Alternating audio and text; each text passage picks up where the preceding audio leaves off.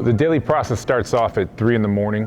Anyone that's coming to campus will get an email that has the questionnaire with a set of questions that they ask. One, if they're going to be coming to campus, and if they click yes to that, there'll be 2 screens asking you, if you've had any kind of exposure to anyone, if you've been ill, if you've cared for anyone that's ill. Select one of those or none of the above. The next screen will then ask you any current symptoms that you're having, headache, sore throat, and so on. And if you click yes to any of those, you may get a screen that says you're not approved to come to campus. Most individuals, they'll get the approval, and once they've completed that daily screen, they come in and they can check in at any screening station on campus. For all of our scholar athletes, we ask that they check in with us at the athletic training room. When they arrive, they'll go through a queuing station. We'll ask them to show us a copy of their email that has their name, a timestamp, and also the big green approved on that. So that's telling us that they're not having any symptoms and they're safe to be on campus. From that point, they'll enter in the ATR and we have a thermal temperature check. Hands-free, it's a stand-up station. They'll be given a wristband, looks similar like this, color-coded for each day. And that tells us that each person that is going to be in the facility and on campus is safe to be on campus because they've gone through that daily screening process.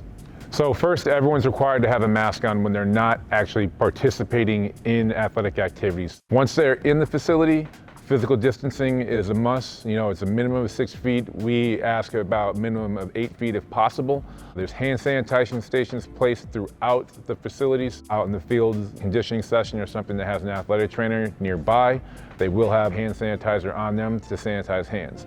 So the coaches are required to wear a face covering as well too. We also have provided coaches with face shields. They can utilize just as an extra layer of protection. However, it's not required for them to do, but most have been utilizing those. We're also asking that anyone that's using a sport that has shared objects, basketball, volleyball, those coaches are utilizing gloves. We ask everyone to avoid any unneeded contact. So no high fives, no fist bumps, no hugs, any things of that nature. A lot of things that, as athletes and competitors and competitive people, when things go well, you want to do naturally, but we have to try and get everyone in the process of not doing that, which is a challenge, but at the same time, everyone's been doing a great job doing that. Everything is basically the same for outdoor sports as indoors. The one difference is the outdoor sports have the ability to have a little bit larger of numbers based off of the size of their facilities and what they can utilize outdoors. From there, it's cleaning protocols. So, shared objects. Basketball is using a ball after, a certain rotation, asking them to wipe down the ball, clean the ball. There's a cleaning that happens after every single time an athlete utilizes a table, a weight bench, bars, whether it's every hour or once a day, twice a day, depending on if they're a high contact surface area or not. We have an online scheduling tool called Acuity Scheduling. We provide a link to all of our scholar athletes that they can go online and see availability for treatment options based off of the availability of the staff. COVID-19 protocols, we have a cap on the number of athletes that are allowed in the room at a time. We try not to go above 10, but most of the time we keep it around the number of tables that we have available, which is 5. Treatment options, we are trying to limit it to mostly long-term rehab, anyone who's not able to participate in their sport, being a little bit more flexible with the need for getting people in as they can and as we're available. We're also utilizing a telehealth option, and at the same time given the option of having like a weekly check-in once a week just to make sure that we have some face-to-face time as well, physically distant of course. We're working on as a conference standards of competition, which will require update from the visiting team's athletic trainers prior to arriving at the facility that their athletes have gone through their particular screening process and they're safe to come through and move forward into the facilities. Trying to limit interaction as much as you can outside of the court, different staging areas where people are going to be coming in, having them physically distanced and spread out.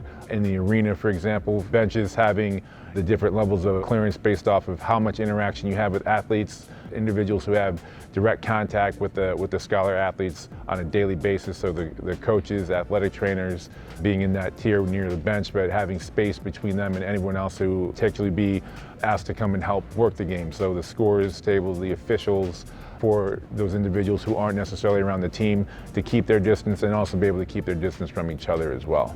This process has been very fluid. From the start to now, there's been constant updates, constant changes, whether it's guidance that's coming from the NCAA or the county or the state. So we have to be adaptable to make those adjustments.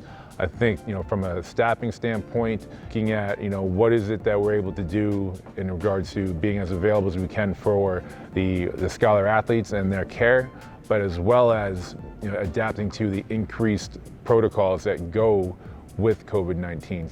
Entire process from when this pandemic started through now has been up and down, but everyone has been working really hard to make sure that we have as much opportunity to get our scholar athletes out on the floor, out on the fields and participating. Even though we're getting back to a little bit more of a normal operation, things still aren't going to be what we consider normal. I mean, we just have to be able to adapt and continue to push forward with the understanding that this is going to be a little different. It's going to be a little challenging to figure out, but we're all in it together. And as we continue to work through the process, we look back on it in the end and say, you know what, we did that.